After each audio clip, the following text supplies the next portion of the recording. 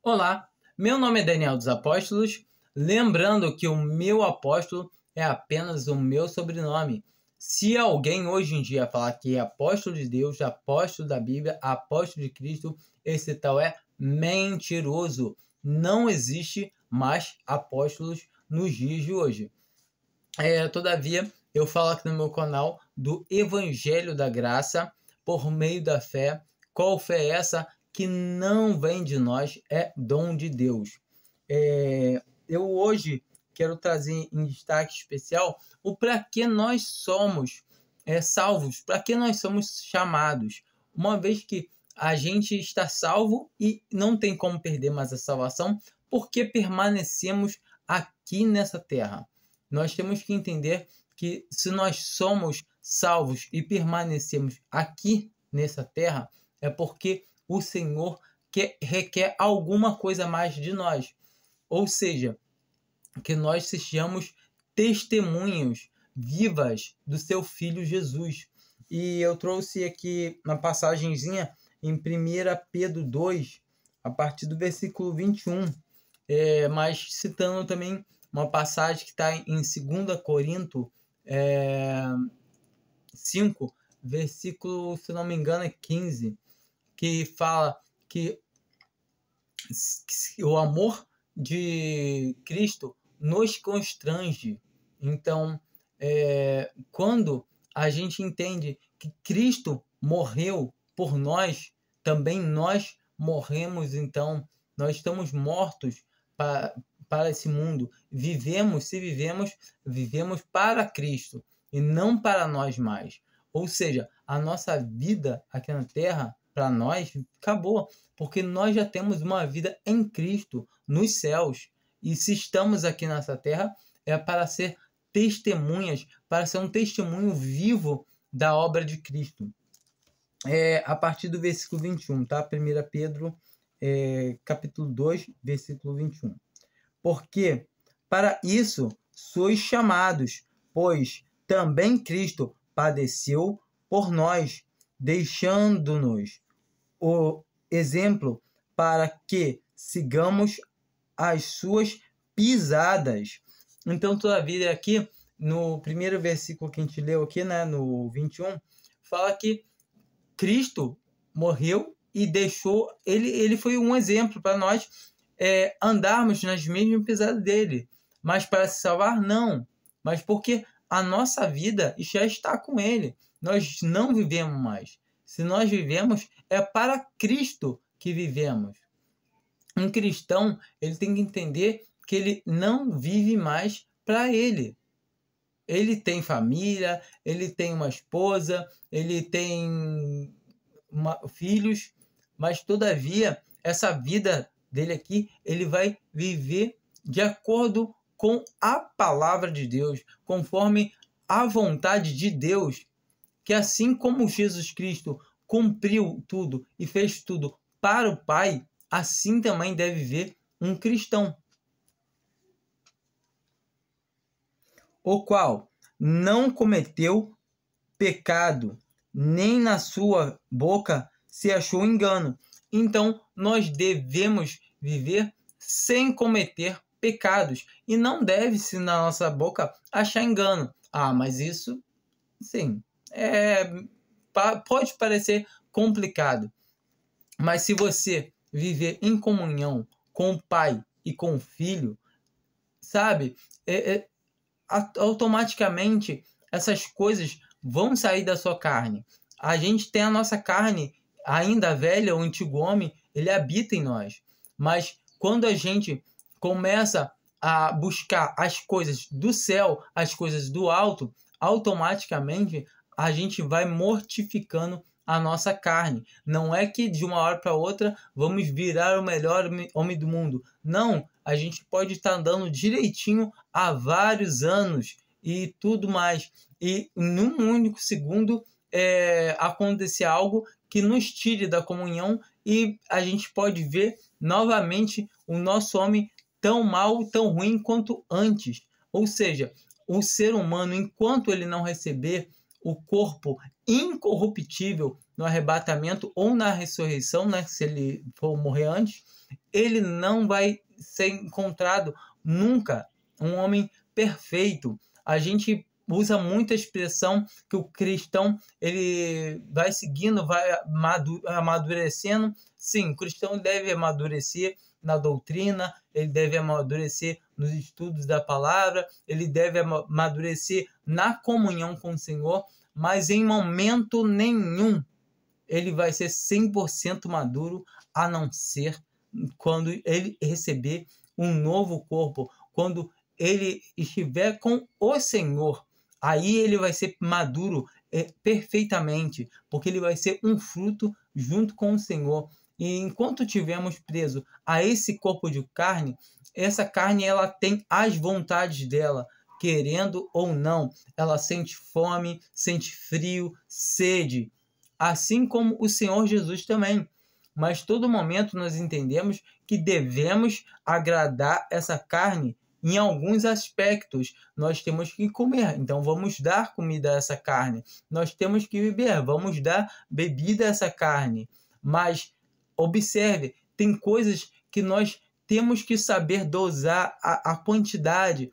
Se a gente come em excesso, é pecado. Se a gente bebe em excesso, é pecado. A única bebida que a gente é aconselhado a beber demais e comida que a gente pode comer desenfreadamente é a palavra de Deus, porque essa é a comida espiritual. Qualquer coisa da carne que a gente faça em excesso, quer lícita ou ilícita, é pecado. Qualquer coisa que seja inconstante, que eu faça no impulso da minha carne, também não agrada a Deus. Em todo tempo, eu devo buscar auxílio das coisas que eu quero fazer para a minha vida carnal no Senhor. Entendeu? Saber do meu Senhor se é a vontade dele e entender que as coisas que acontecem na minha vida material são todas permissão do meu Senhor. E muitas das vezes o homem, eu digo homem assim, a nossa carne, ela não quer se sujeitar a certas coisas. E a gente pega e meio que se rebela contra o nosso Senhor. Porque quando afligem a nossa carne, a gente fala, não, eu sou cristão, mas não é assim não. Não, minha mulher não pode falar assim comigo, não, de jeito nenhum. Não, meu filho, sabe? E não, meu patrão é meu patrão, mas não me manda não. E muitas vezes a gente traz esse lado nosso à tona, mas não é que a gente deva estar calado 24 horas, obedecer a tudo, a todo mundo. Pelo contrário, a gente deve saber analisar as coisas, mas o cristão seja tardio no falar. Entende? Porque quem fala desenfreadamente, apressadamente, vai falar besteira, porque vai falar na carne. E a palavra de Deus fala que a ira do homem não traz justiça. Ou seja, se eu me iro com uma pessoa e falo o que eu quero falar para ela na hora da minha ira, eu não vou falar as coisas no espírito. Mas se eu aguento no momento, até que se for um irmão, eu aguento e depois chego com ele com calma e converso com ele, eu vou trazer uma linhagem para que ele entenda que realmente não devemos estar discutindo. As coisas que são feitas no Senhor, elas são diferentes. Elas não são, eu não tenho eu. Porque vai querer fazer o quê?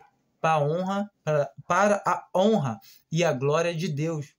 Todo momento que algo não dá glória a Deus, não, mas me irritou isso, fica calado por enquanto, busca de Deus, ora, e o Senhor vai apaziguar teu coração, e com calma você pega e chama teu irmão, conversa, e é isso que o Senhor quer. Aqui no 23, o qual, quando o injuriava, não injuriava, e quando padecia, não ameaçava, mas entregava-se àquele que julga justamente. Então, a gente deve fazer o mesmo, entregar aqueles que nos injuram, que nos falam mal da gente, que nos irritam, na mão do Senhor. Ele julga. Então, a gente muitas vezes quer deixar a nossa carne falar mais alto. E a nossa carne, ela não tem que reinar, não. A gente já tem tudo no Senhor. Essa vida aqui já acabou. A gente vive aqui, mas vive para quem? Para Deus. Vive para Deus, vive para Cristo. Então, todo tempo, o que acontece nessa vida não diz mais respeito a nós. Nós devemos viver uma vida santa. Quando eu digo santa, não é, eu sou bom demais, não. Santa é separada das coisas desse mundo, ver uma vida para Deus, ver uma vida para Cristo, a imagem e semelhança do Filho de Deus. Levando ele mesmo em seu corpo os nossos pecados sobre o madeiro, para que, morto para o pecado,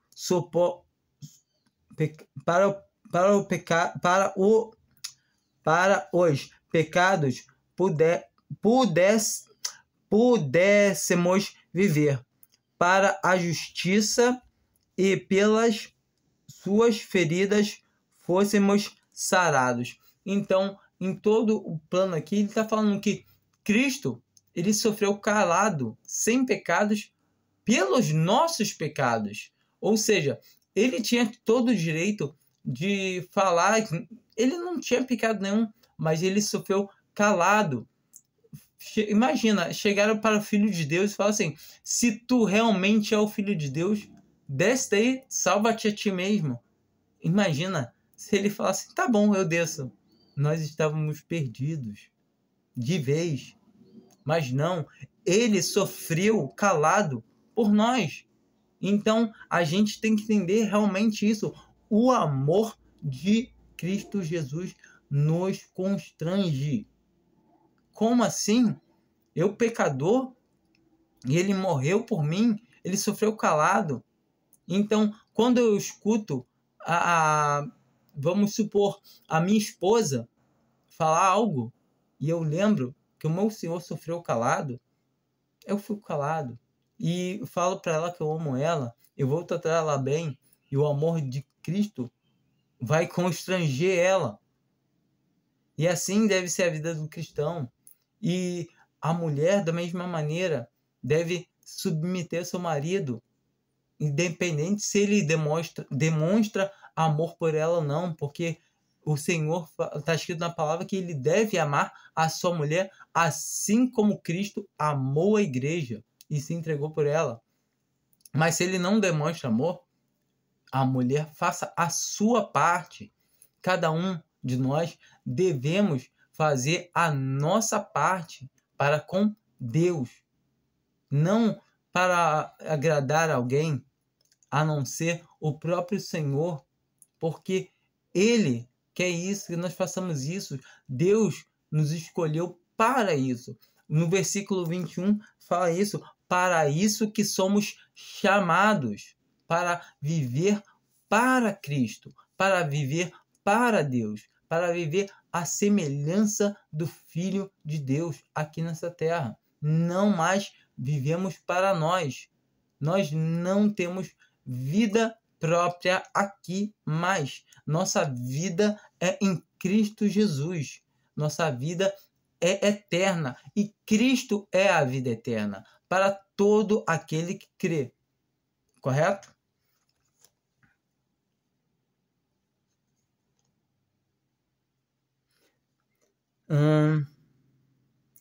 Porque eres como ovelhas desgarradas, mas agora tendes voltado ao pastor e bispo das vossas almas.